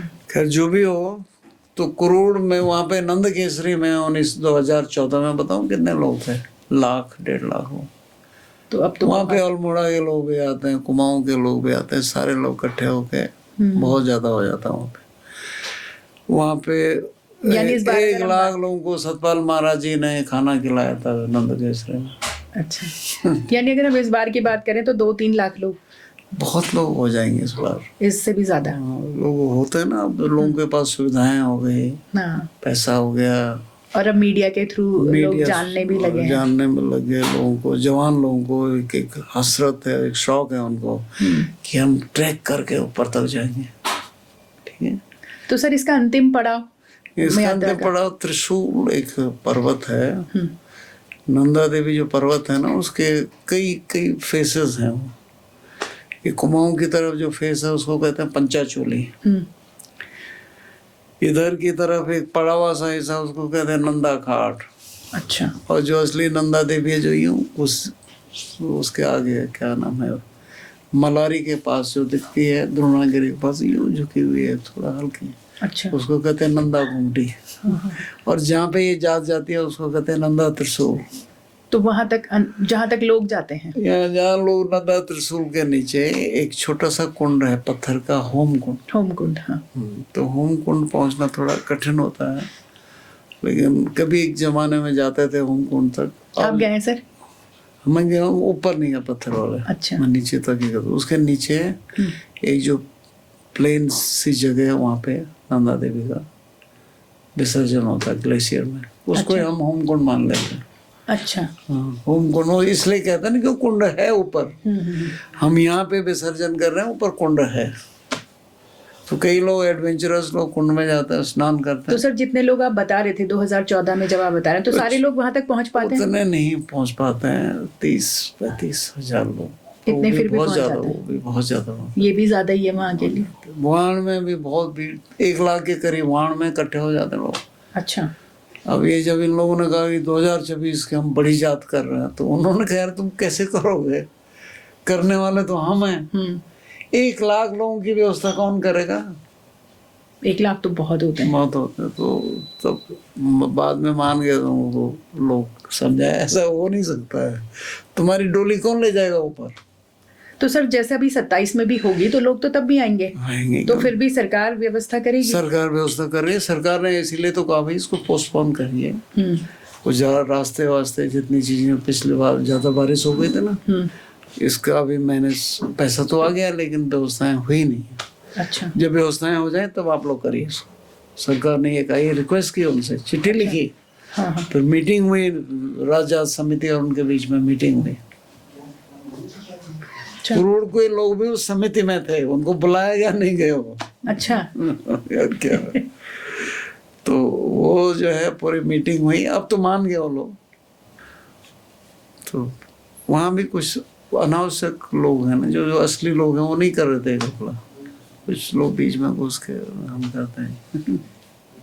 कुछ सर लोग इसमें जो रूपकुंड पड़ता है वहाँ पे भी पड़ाव होता है? बीच में रूपकुंड पड़ाव नहीं होता, रूपकुंड अच्छा। से होके गुजरते हैं। और रूपकुंड की जो कहानियां हैं वो अपने आप में एक अलग कहानी है। हाँ सर, जैसे उसमें बताते हैं कि वहाँ पे आज भी ऐसा है कि कुरूड़ की एक तो उसकी जो गीत मिले हैं लोगों से कि वहाँ पे रूपकुंड में हुआ क्या था, हाँ सर। उसका गायन मिला है वहाँ से, वाण गांव से। अच्छा तो वाण गांव में इसको गाया जाता था और उसको रिकॉर्ड किया था स्वामी प्रणवानंद जी ने अच्छा 1960s के आसपास। और उस गाथा को छापा शेखर पाठक जी का जो पहाड़ पब्लिकेशन है, हाँ हाँ। लोक थात के नाम से वो छापा उन्होंने। अच्छा आज भी मैं तुम्हें दिखाऊंगा, लोक थात में वो पूरे जागर लिखे हुए हैं कि किस तरह से वो लोग वहाँ मरे थे। सर क्या हुआ था उस अभी मैं बताता हूँ तो फिर ठीक वैसे ही जागर गाए जाते हैं नौटी में अच्छा कि वहाँ लोग कैसे मरे थे। तो इधर के लोग जो यात्रा में जाते थे वो फिक्स था, यहाँ की चंदौली जाएगी, यहाँ की डोली जाएगी, यहाँ की सयाने जाएंगे, ठीक है। तो वो यात्रा इतनी सुगम नहीं थी, वो बहुत कठिन थी। कई लोग मर भी जाते थे उसमें, अपने परिवार को गले लगा के जाते थे वो। अच्छा कई लोग तो अपने बेटे को कह देते थे कि बेटा मैं फला लाला का पैसा देना है, अगर मैं वापस नहीं आया तो मुझे कर्जे में मत छोड़ना। इस तरह की रिस्की यात्रा थी वो। तो वो लोग उन डेड बॉडीज को उनको पड़े हुए दिखती थी, लेकिन अपने घर के अलावा किसी को नहीं बताते थे। अच्छा वो डेड बॉडीज किसकी हैं, तो इसका पता एक, मैं मधवाल जी का नाम ही भूल जाता हूँ, रेंजर साहब थे उस एरिया के, मधवाल। किताब चले कोई बात नहीं, मधवाल जी थे, वो वहाँ पे घूमने गए एक बार देखने अपने एरिया में।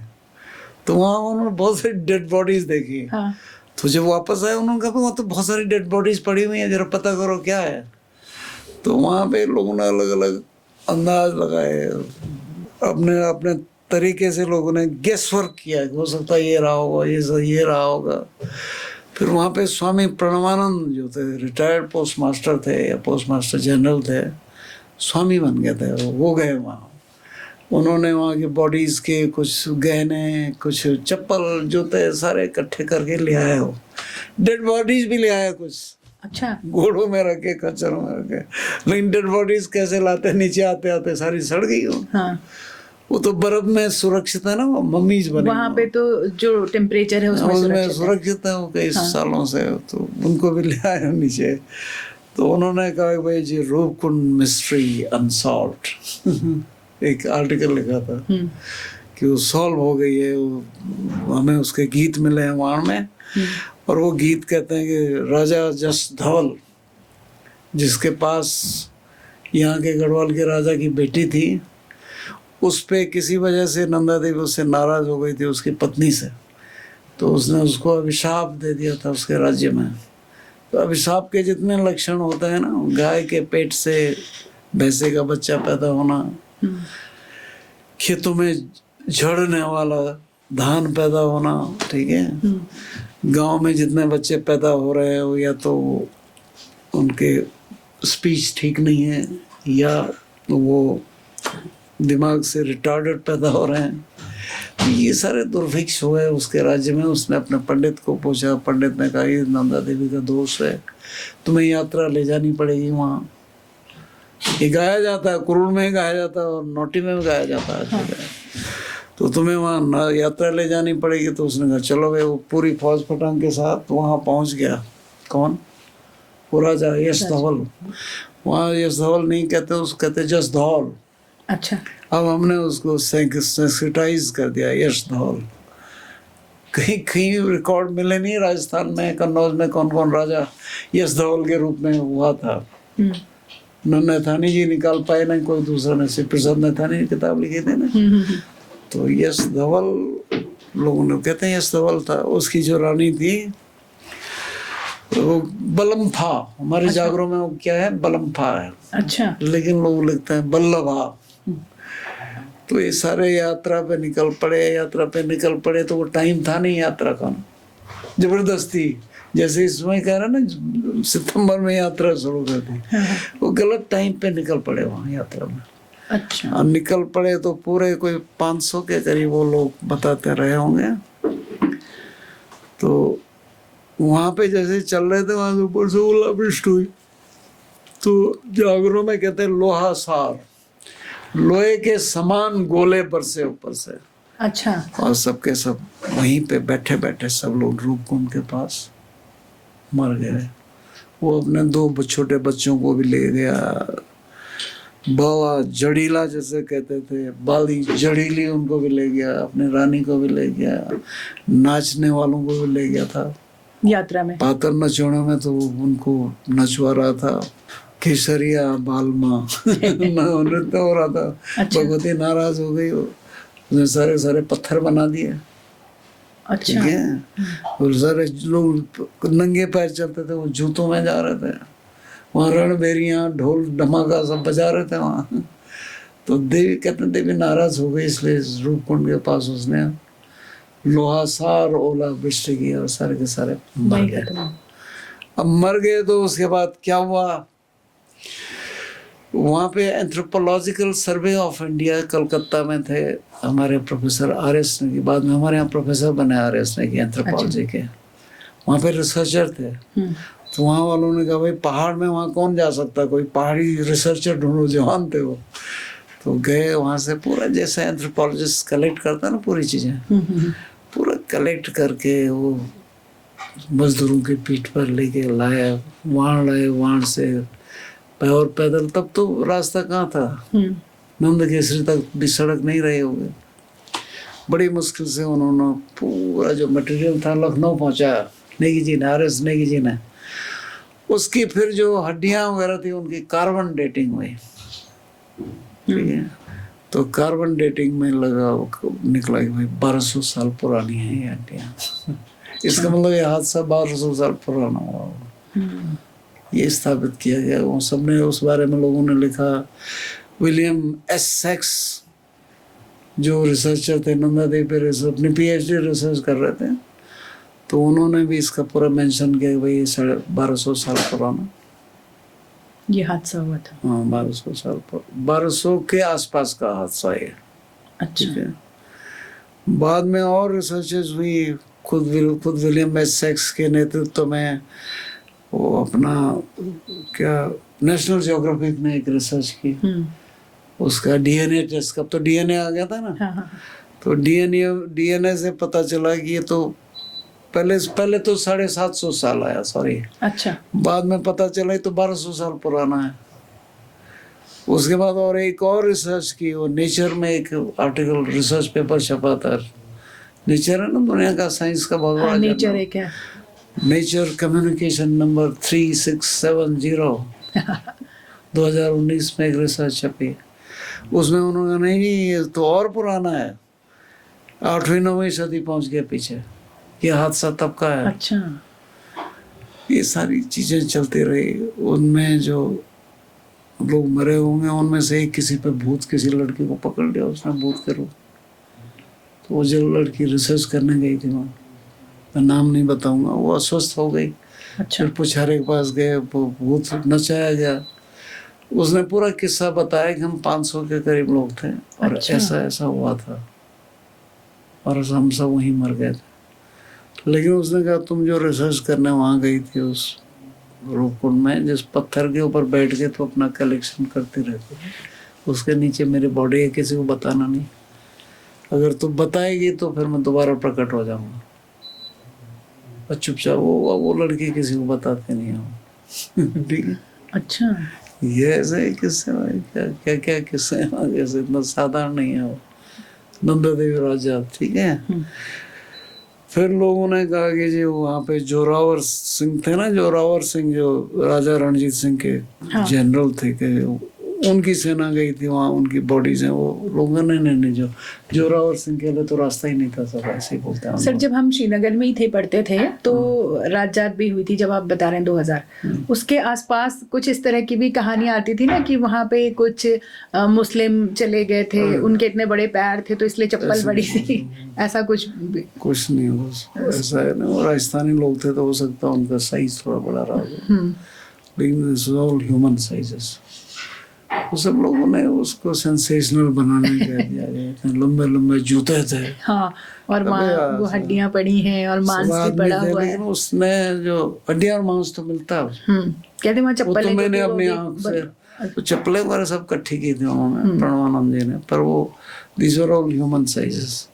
ये सब मैं तो खुद गया था, मैंने देखा वहाँ पे 2 बार, तो सर डेड बॉडीज निकल के आ जाती ना ग्लेशियर के अंदर फंसी हुई, तो ग्लेशियर मूव करता रहता है तो वो निकल जाता, तो वो कभी कभी वो बाहर आ जाता, और वो बॉडीज काली, उसका स्किन काला, और अब जरा उसको छेड़ो तो उसके अंदर फिर लाल मांस पर दिखता है। इस तरह का सिस्टम है।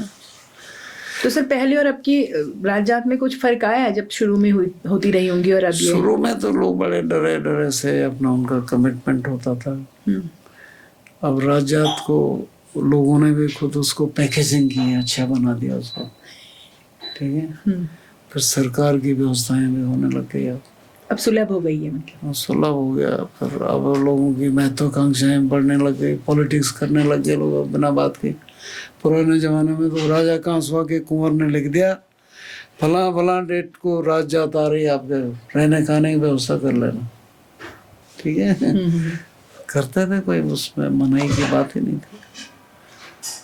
अब तो हर एक आदमी चाहे कहीं के वो राजनीति करने लगे लोग, पर वो चलेगा नहीं ना, चलेगा तो वही जो परंपरा होगी। बिल्कुल। युवाओं में कैसा क्रेज देखने को मिलता है सर? युवाओं का एक क्रेज ये है, एक तो अपनी कल्चर को समझने की कोशिश करते हैं, हमारे कल्चर क्या थे भाई, कल्चर का एक विंडो है ना, उसमें आपको नृत्य भी दिखता है, उसमें आपको गायन भी दिखता है, उसमें आपको नैरेटिव भी दिखता है, उसमें आपको रिचुअल भी दिखता है, ठीक है, उसमें आपको ट्रैकिंग भी दिखती है, सारी चीजें दिखती है। तो युवाओं का क्रेज तो वैसा है। सर आपका व्यक्तिगत अनुभव कैसा रहा है नंदा राजजात में? कितनी बार गए हैं सर आप? पहले तो यही 3 बार। अच्छा 3 बार। 87 में गया, अच्छा 2000 में गया, 2014 में गया। अच्छा, तो कैसा व्यक्तिगत अनुभव रहा सर आपका? क्या व्यक्तिगत अनुभव यह है कि एक तो आध्यात्मिक होता है, दूसरा कल्चरल होता है। अपने पूरा लोग जगह जगह से, उत्तराखंड के हिमालयी क्षेत्र से लोग आते हैं, और ये हमारे उत्तराखंड के लिए एक पॉलिटिको कल्चरल इवेंट है बहुत बढ़िया। इसमें पॉलिटिकली भी integrate, we also integrate culturally, तो दोनों चीज़ें बड़ी महत्वपूर्ण हैं। तो ये हमारे इसमें इस तरह के झगड़े से हमें बड़ा कष्ट होता है, जैसे छोटी छोटी बातें फैला के लोग करते हैं, ये हमारी शान है। हाँ। और इस तरह से ऐसी बातें फैला करके पूरे हमारी इमेज टार्निश होती, खत्म होती। तो ये ऐसी चीज़ है जिसमें सब लोग भाग लेते हैं। 2014 की जात में देख रहा था, इलेक्शन उसके बाद होने वाले थे, जितने नेता, जितने बड़े छोटे बड़े लोग थे, सब ने अपना चेहरा दिखाया नंद केसरी में कि हम हैं, हम भी आए हुए हैं। इतना महत्व है इसका, हर एक आदमी शामिल हुआ अपना चेहरा दिखाने के बाद, हम आए। तो हमारे लिए एक, हम अपने इतिहास में भी झांकते हैं, कत्यूरियों का इतिहास, हम लोग एक ही थे। बीच में राजनीतिक कारणों से लोग कहते थे उधर चंद हुए, इधर पाल हो गए, पाल वंशी, बाद में शाह वंशी हो गए थे। लेकिन हमारा एक हमारी कम्युनिटी एक ही है। अच्छा। तो उत्तराखंड आंदोलन भी उन दिनों चल रहा था 2000 से पहले, और हर समय मीडिया कवर कर रहा था, भीड़ पे भीड़, भीड़ पे भीड़, गढ़वाल, कुमाऊं, एवरीथिंग। तो जब हम नंद केसरी में पहुंचे थे, उस दिन वाजपेयी जी ने घोषणा कर दिया, नरसिंह राव कौन थे उसमें, उन्होंने सोचा इनको घोषित कर ही दो, उत्तराखंड अलग राज्य घोषित। वो तो वाजपेयी जी ने ही के लिए, वाजपेयी ने दिया जब हम वहाँ पे नंद केसरी में थे। स्वामी जी पहले मुख्यमंत्री बने थे, हाँ। कोई ध्यान होगा? जो भी हो, लेकिन उसका असर वहाँ भी गया। अच्छा, वहाँ पे भी था। एक कल्चरली एक होना बहुत बड़ी बात है ना यार। वैसे भी तो कल्चर है। नहीं नहीं है, पर उसमें एक अभिव्यक्ति हुई ना कि ये है, प्रमाण मिला, हम्म, प्रमाण मिल गया ना। हाँ। ये है। और कुछ तो सर मतलब जैसा आज के जो लोग हैं वो आप क्या कहेंगे, जाना नहीं, चाहिए तो इस मेरा तरह? अनुभव के लेकर है तो मैं तो दुनिया के बहुत सारे देशों में घूमा, बहुत सारे काम किए मैंने, हाँ। लेकिन मेरी जिंदगी का सबसे खूबसूरत अनुभव वही रहा है, नंदराज। नंदा राजा। तो सर जाना चाहिए इसमें लोगों को, हमारे युवाओं को, क्या कहेंगे आप? जाना चाहिए युवाओं को, लेकिन स्वास्थ्य का वो देखना चाहिए, आपका हेल्थ स्टेटस क्या है। वही सर, क्या क्या चीजें ध्यान रखनी ध्यान का चाहिए? मतलब हेल्थ स्टेटस देखिए, आप फिजिकली कितने स्ट्रांग हैं, आपकी चलने की ट्रेनिंग कितनी है, क्योंकि वहाँ पे वो ट्रैक कितना रिस्की होता है कि तो आप थोड़ी भी लापरवाही करके आपको रिस्क हो, गिर सकता है। अब आपको थामने वाला कोई नहीं है वहाँ, हम्म, ठीक है, चाहे वो आप डीएम हो, चाहे प्रधानमंत्री हो, मुख्यमंत्री हो, जब तक आपके शरीर में ताकत नहीं है तो नहीं जाना चाहिए। अच्छा। दूसरा ये है कि वहाँ के जो खान पान के जो तौर तरीके हैं उनको फॉलो करना चाहिए। हाई एल्टीट्यूड है ना, वहाँ पे ऑक्सीजन की कमी होती है, हम्म, तो हम लोगों ने बहुत सारा अचार सारी चीज़ें रखी थी, जहाँ पे भी सर दर्द होने लगे अचार या खट्टी चीज़ खा लिया। और हम तो पहाड़ी आदमी ठहरे, बचपन से गाँव में भागने वाले गायों के साथ, हमारे लिए ऐसी दिक्कत नहीं थी। लेकिन मेरा मित्र प्रोफेसर अनूप सिन्हा अमेरिका में है, जो डायरेक्टर है, वो क्लीवलैंड स्टेट यूनिवर्सिटी का कम्युनिकेशन का डायरेक्टर है, प्रोफेसर एंड डायरेक्टर। वो बेचारा, हम आ रहे थे दोनों साथ, उसको अपने पैरों में उसको थोड़ी तकलीफ भी थी, वो मेरे भरोसे चल रहा था। तो मैं आगे जाके उस रास्ते इतना खराब किया हुआ था इन्होंने, अच्छा। मुझे कहना चाहिए कि 2 बार फॉरेस्ट विभाग को वो रास्ता ठीक करने को दिया गया और उन्होंने खाली कोड़ा कीचड़ पैदा कर दिया, रास्ता नहीं बनाया। अच्छा। पहली बार तो 2000 में 6-7 लोग मर गए थे उस रास्ते में। अरे भाई ऊपर से पत्थर गिर रहे हैं, आपने सब रास्ता ही ठीक नहीं बनाया। कम से कम इतना रास्ता बनाया होता है जिसमें लोग अगर पत्थर गिर रहे तो पीछे आए, जो आदमी सामने वो आगे भागे कहाँ, आगे पीठ पे चिपक के लोग चल रहे हैं वहाँ पे। 6 आदमी मर गए थे उसमें। तो 2000 इतना रिस्की भी है सर? हाँ, 2014 में वे लकी लोग मरे नहीं। अच्छा। हेलीकॉप्टर भी था वहाँ पे, बहुत सारे रेस्क्यू टीम्स थी। तो उसमें आपको एक तो रास्ता जो ऊपर से उतरने का है, वो रास्ता हमेशा खराब रहा। 1987 में जब उन्होंने छेड़ा नहीं तो लोग पक्की जमीन को पकड़ के नीचे आ गए थे, कोई दिक्कत नहीं हुई। रास्ता ठीक होना चाहिए ना। आप चढ़ाई चढ़ रहे हैं, कहीं पे पकड़ने का भी तो होना चाहिए, डंडा होना, जहाँ पे बहुत रिस्की है, बिल्कुल। रस्सियाँ लगी होनी चाहिए। तो ऐसे थोड़ी नहीं हो जाता हर एक आदमी चल पड़ा है। वो तो उधर से सुतोल वहां के लोग, वो तो कमांडो होते हैं, वो तो कैसी भी जमीन, कैसे भी रास्ते में चल पड़ते हैं, लेकिन हम लोगों के बस का नहीं है वो। तो वहाँ पे जाएं, एक तो ये है कि गंदगी ना फैलाएं वहाँ, सारे चिप्स और इसके पैकेट दारू की बोतलें सारे लोग फैला के तो सर इस यात्रा में भी दारू ले जाते हैं? अरे दारू वालों को दुनिया में कौन कंट्रोल कर पाए। अच्छा। वो एक ब्रीड ही अलग है दारू पीने वालों। नहीं, जैसे आप इतनी बड़ी धार्मिक यात्रा में जा रहे हैं, उनको जाना नहीं चाहिए। आप धार्मिक बन के जाइए, ऐसे दारू नहीं, मैं वही कह रही हूँ, इतनी बड़ी धार्मिक यात्रा में आप जा रहे हैं, एक महाकुंभ में आप जा रहे हैं और आप दारू की बोतलें वहां भी ले लेकिन जा रहे हम जो भगवती नंदा के भक्त हैं, हम तो नहीं ले जाएंगे ना। हैं। जो ट्रैकिंग में आ रहे हैं वो ले जाता है, जो ट्रैकिंग समझ के आ रहे हैं। तो ये एक व्यवहार, एक आपको एक उससे चलना चाहिए और एक दूसरे की मदद भी करनी चाहिए। बिल्कुल। तो मैं कह रहा था, मेरा मित्र जो अनूप सिन्हा है, वो मैं आगे चल रहा था, वो पीछे आ रहा था। तो वो इतना खराब रास्ता था कि आप पीछे देख नहीं सकते थे। आगे जाके मैं एक जगह पे मैंने कहा, यार वो आ रहा, पीछे से नहीं आ रहा, देखने में था ही नहीं, बहुत सारे लोग चल रहे थे। मैंने दीवार पे अपना पिट्ठू टिकाया, तो मैं यार आया नहीं, क्या बात, 15 मिनट हो गया नहीं आया। 15 मिनट बाद आए वो हमारे साहब प्रोफेसर, जो आज प्रोफेसर हैं, कि गुरुजी मैं तो रास्ते से नीचे गिर गया था। अरे वो तो मैं बच गया, वहाँ पे अटक गया, नहीं तो मैं मर ही जाता। तो फिर मैंने कहा भाई अब तुम आगे चलो, लंबा सा आदमी है वो काफी वेल बिल्ड। मैंने कहा तुम आगे चलो, पीछे पीछे मैं चल रहा हूँ, क्योंकि मैं पहाड़ी आदमी हूँ, मैं किसी भी सिचुएशन को मैनेज कर लूँगा। बिल्कुल नहीं, वो ज़्यादा अच्छा था। तो मैं उसको फिर पकड़ पकड़ कर नीचे तक लाया। इतना खराब रास्ता था, एक जगह पे फिसलन से मेरे दाएं हाथ की इस उंगली की लिगामेंट टूट गया था। काफी दिनों तक मुझे दर्द होता रहा, पर भगवती का प्रसाद था, कोई ऐसी बात बढ़िया है। नहीं। तो सर, जो ये नंदा राजा जो भी हमारी जिस पे कि आज हम अभी चर्चा कर रहे थे, इसमें जो लास्ट जो पड़ाव होता है उसमें कहा जाता है कि वो जो मेंढा होता है उसको आगे छोड़ दिया जाता है। देखिए मेंढा का जो रहस्य है उसका क्या है? उसको पहले से किसी को लोगों ने बताया नहीं, लेकिन वो एसेंशियली जो मेढ़ा होता है चौसिंगा खाड़ो, वो एक फ्रीड करियर है, वो देवी का सामान ले जाने वाला, और वो भेंट है भगवान शिव के लिए। तो ये लोग जो उस लास्ट गांव के लोग होते हैं जो उसको पकड़ते थे, उससे भेंट वेंट निकालते थे, उसको अपने यूज के लिए रख देते थे। अच्छा। और लोग जो हम लोग थे, हम वो कहते खबरदार देवी संतोषी हुई जया अंतोषी ना हो, या खबरदार देवी पैथन न देखी अपना भक्त होता है सकुशल घर पहुंचे थे, खबरदार देवी। और उसके बाद सारे लोग यूं मुड़ के पीछे नहीं देखते थे।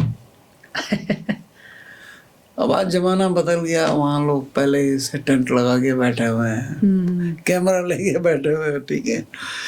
वो कुछ वो समय उसका भी होता है ना, कीड़ा जड़ी का, कुछ कीड़ा जड़ी वाले टेंट लगाए बैठे हैं। तो जमाना बदल गया। पुराने जमाने में तो पिंजरी सत्तू लेके जाते थे लोग वहाँ, अब तो कई किस्म के खाने लेके जाते हैं वहाँ। बेदनी तक तो बाकायदा होटल लगे रहता है। अच्छा। और मुझे पूरी होप है कि इस बार शिला समुद्र जो जगह है जहाँ पे नंदा और नंदागिरी निकलती है ना, जिस जगह से, वो एक ग्लेशियर है, उसमें लोगों ने होटल लगाए होंगे पक्का। अब एडवांस हो गए लोग, सुविधाएं भी हो गई हैं। सुविधाएं बढ़ गई हैं, लेकिन उसको उसकी रिलीजियोसिटी मेंटेन रहनी चाहिए, उसकी जो पवित्रता है। सर, इसमें लोग ऐसा मानते हैं कि नंदा देवी जो हैं वो स्वयं भी तय करती हैं, इस यात्रा में रहती हैं वो भक्तों के साथ, ऐसा वो होता तो है? रहेंगे, वो तो चलती हैं साथ में। अच्छा। बाकी जो यात्राएं, जैसे हम बद्रीनाथ जा रहे हैं ना, तो हम बद्रीनाथ वहां जाके मिलेंगे भगवान को, ये साथ में चल रही ये है, साथ में चल रहे हैं, मूर्ति स्वरूप। तो ये इसका ये फर्क है। और कुछ पूछना? सर, कोई बढ़िया सी जागर सुना दीजिए आप नंदा अरे देवी। जागर तो मुझे बहुत आता है, लेकिन मेरा गला बैठा हुआ है। तो उसके साथ हम समापन भी कर देंगे। जागर जो हमें रास्ते में सुनने को मिलते थे, लोग खड़े रहते थे, वैसे तो बहुत जागर गाते हैं, लेकिन भगवती को विदा गाते थे। भली कनी जई गौरा अपना मुलुक, ऐसे गाते थे हम। अपना मैं त्योते गौरा हाथों दे माथो, तेरा मैं त होली गौरा झालू की का खड़ी, तेरा मैं त होली गौरा बाड़ो की मुंगरी, भली कहनी जय गौरा अपना मुल्क, ही गाते रहते थे रास्ते में। ढोल वाले, दमाओं वाले, बंकोरे वाले, वो एक एक्सपीरियंस ही अलग है। सर, एक चीज़ और थी कि इतनी कठिन जो ये पहाड़ी यात्रा है और इसके बाद भी लोगों का इतना समागम वहाँ पर होना, इतने लोगों का इतनी बड़ी संख्या में शामिल होना, ये थोड़ा आश्चर्य है सर। ये नहीं आश्चर्य नहीं, वो लोगों की श्रद्धा भक्ति है ना, ये क्या है सर? और ये कम्युनिटी अफेयर है बहुत बड़ा। कम्युनिटी में कोई भी उत्सव होता है ना, उसमें लोग ज़्यादा उत्साह से भाग लेते हैं। कल्पना करो 4 लोग अकेले यात्रा कर रहे हैं, कुंभ है, कम्युनिटी है, हाँ, लाखों लोग हैं। इंटरेक्ट हो रहे हैं, लाखों लोग शामिल हो रहे हैं, तो अच्छा लगता है। ये मानवीय प्रवृत्ति है। ठीक है, जॉन मिल्टन ने अपने पैराडाइज लॉस्ट में लिखा है कि human beings are gregarious, we are gregarious by nature. Gregarious मतलब हम भीड़ में रहना चाहते हैं, अकेले नहीं रहना चाहते। ग्रेगरियस नेचर है, हम लोगों को अच्छा लगता है, सभी को लगता है। सर, इस यात्रा से अगर मैं कहूँ कि हम लोग क्या ग्रहण कर सकते हैं, हमारे लिए क्यों इम्पोर्टेंट है?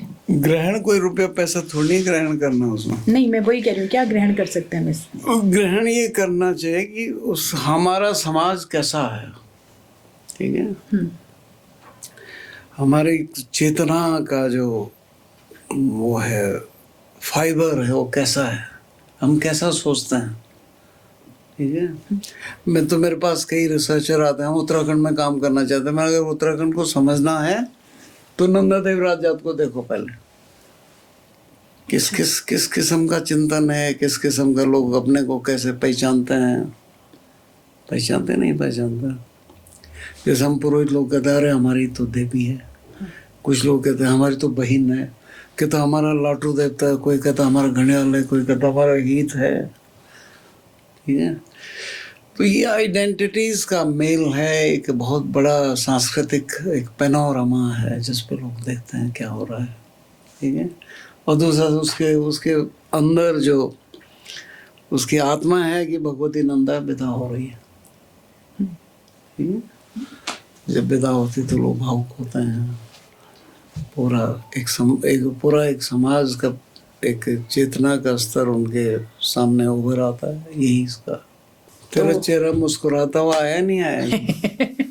बहुत धन्यवाद सर, इतनी अच्छी आज आपके साथ बैठ के इतनी अच्छी चीज़ें पता चली नंदा राज जात के बारे में, और कुछ चीज़ें जो बचपन में हमें याद करते थे आज आपसे पूरा सुनने को मिला, तो बहुत अच्छा लगा। तो आज की जो चर्चा थी वो नंदा राज जात पर थी। रोहित सर के विचार आपने सुने, बहुत सारी बातें मुझे भी पता लगी और आपको भी मालूम हुई होंगी नंदा राज जात को लेकर। क्या नंदा राज जात की परंपरा है, क्या नंदा राज जात का इतिहास रहा है। और अगर हम एक सेंटेंस में बात करें तो जैसा सर ने बताया कि अगर आपको उत्तराखंड को जानना है तो आप एक बार नंदा राज जात में जाएं, आपको संपूर्ण उत्तराखंड के दर्शन उस राज जात में हो जाते हैं। तो इतनी महत्वपूर्ण है हमारी नंदा राज जात, जो कि अगले वर्ष 2027 में होने वाली है। तो इस तरह के पर्सनालिटीज़ और इस तरह के विषय आगे भी हमारे पॉडकास्ट में आते रहेंगे। तब तक के लिए आप हमसे जुड़े रहिए, अपना प्रेम, स्नेह, आशीर्वाद हमें ऐसे ही देते रहिए। आप सभी का हमसे जुड़ने के लिए बहुत बहुत धन्यवाद।